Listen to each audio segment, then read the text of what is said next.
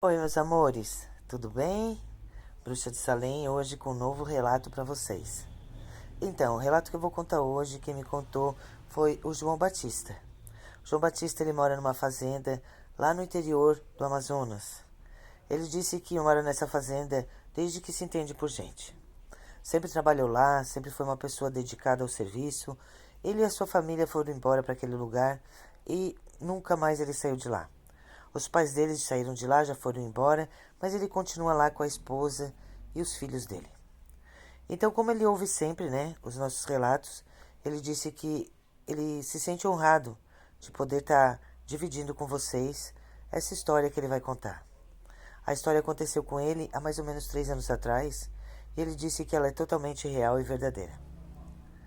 Ele trabalhava com o patrão dele, normalmente, cuidava dos gados, cuidava dos bichos, e ele era um capataz da fazenda do patrão, como ele é até hoje, uma espécie de gerente.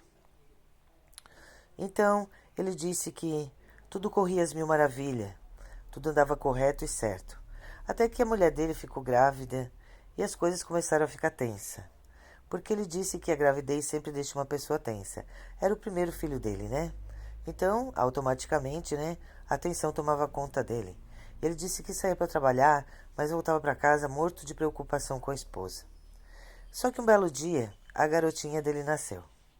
E quando a garotinha dele nasceu, ele foi para um bar da cidade comemorar, né, o nascimento da filha.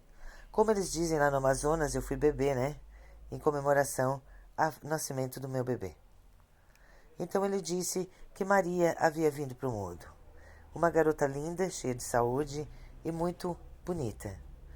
E quando ele estava retornando do bar, lá pelas tantas horas da madrugada, ele encontrou um homem que vinha de carroça e no cavalo, né?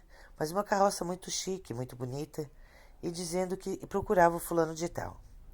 Então ele disse: Bom, você está procurando meu patrão? Eu estou justamente indo para aqueles lados. Ah, então você me conduz até lá, porque ele é meu tio. Eu quero visitá-lo. E assim foram os dois. O nome do moço era Júlio, sobrinho do patrão dele. E foram conversando e trocando ideia, dialogando, como diz ele, proseando a moda antiga. E aí, chegando no patrão, ele chamou o patrão e disse que o sobrinho dele estava vindo e que queria visitá-lo, né? E o patrão desceu da casa grande, feliz da vida, abraçou o sobrinho e a coisa mais festosa que aconteceu foi naquele momento, quando viu aquele garoto vindo visitá-lo.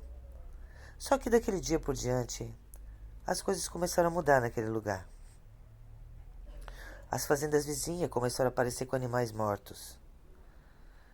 E eram muitos gados mortos e dilacerados. Inclusive um dia ele presenciou, na fazenda do próprio patrão dele, a morte de um cavalo puro sangue. Um cavalo lindo, maravilhoso, que valia uma grana federal. Um cavalo no qual havia sido arrancado a pata inteira. Ele disse que nunca tinha visto tamanha crueldade. Que animal poderia ter feito aquela crueldade toda?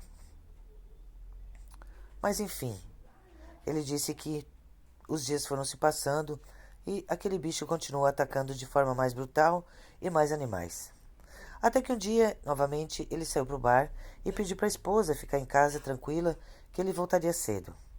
E quando ele estava voltando, ele disse que viu uns barulhos muito estranhos nos matos acompanhando ele.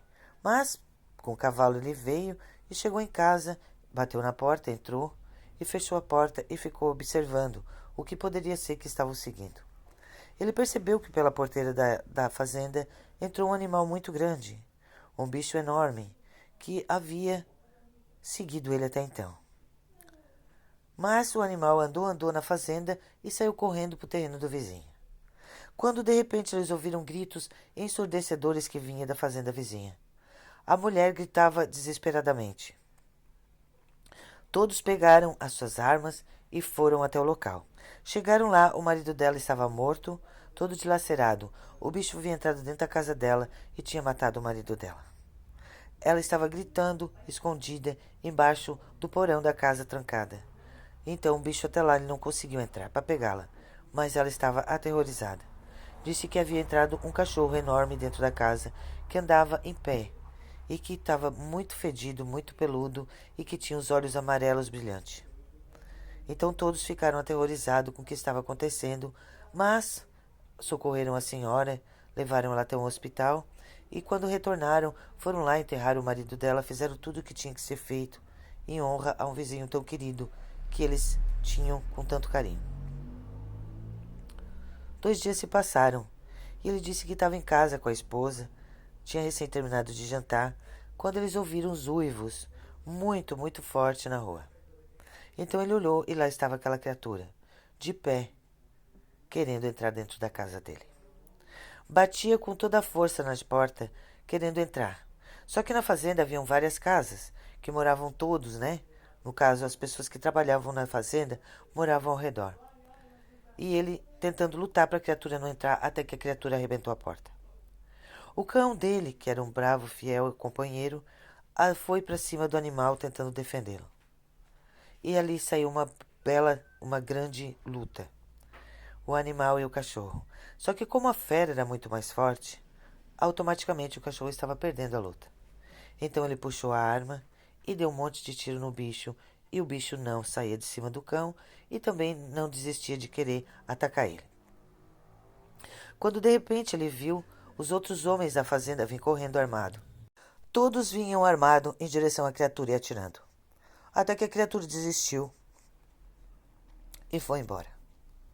Só que o cão dele, o bravo guerreiro e companheiro de tantos anos, havia morrido. Ele havia matado o animal. Então ele jurou que ele ia atrás dessa criatura, porque o cachorro era um bicho muito querido, que ele amava muito, e que não era justo o bicho ter morrido, defendendo ele com tanta honra. Então o patrão dele chamou ele até a casa dele. Chegando lá, o patrão confessou que o animal que estava atacando era o sobrinho dele, que ele tinha uma maldição e que, infelizmente, ele não tinha culpa do que estava acontecendo. Então ele olhou para o patrão e disse onde é que ele morava. Perguntou onde é que ele estava hospedado, onde é que ele estava enfiado, que ele queria acabar com a raça dele. Porque ele estava matando muito bicho, muitas pessoas sendo atacadas, e o patrão dele não podia permitir tamanha atrocidade. De tanto ele insistiu, o patrão disse que ele estava numa pousada. Ele foi até a pousada, pegou Júlio e levou até uma mata. Então ele perguntou para Júlio, com a arma apontada na cabeça, o que ele sentia fazendo tanta atrocidade e o que ele sentiu quando matou o cão dele. E Júlio disse que se sentia muito triste, porque ele não queria ter aquela maldição e que ele não tinha controle sobre o que acontecia. Ele simplesmente se transformava e ele não tinha culpa do que estava acontecendo. Mas mesmo assim, o ódio de João Batista era maior e queria matar esse Júlio. Até que ele viu um monte de cachorro vindo latindo. E quando ele viu, era o patrão dele. O patrão implorou para que ele não fizesse nada para Júlio, porque Júlio não tinha culpa do que estava acontecendo. E prometeu que daquele dia por diante nada mais ia acontecer na redondeza. Então ele disse que ficou com muita pena do rapaz, porque o rapaz não tinha culpa do que estava acontecendo realmente. Ele era amaldiçoado e ele virava essa fera na noite. Então ele virou as costas e foi embora. E disse que nunca mais queria encontrá-lo, porque se o encontrasse, ele iria matar. Daquele dia em diante, Júlio sumiu. E as coisas voltaram tudo ao normal na fazenda.